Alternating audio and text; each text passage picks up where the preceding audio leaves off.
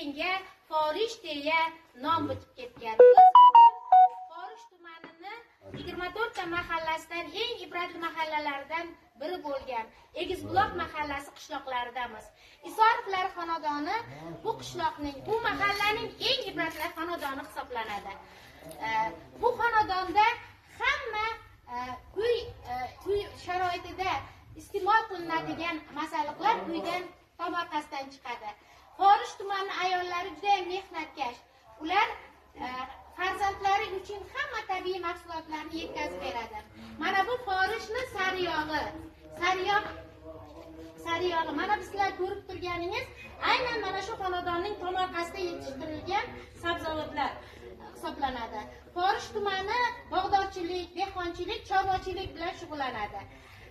Oldinlari zamonamiz, momolarimiz,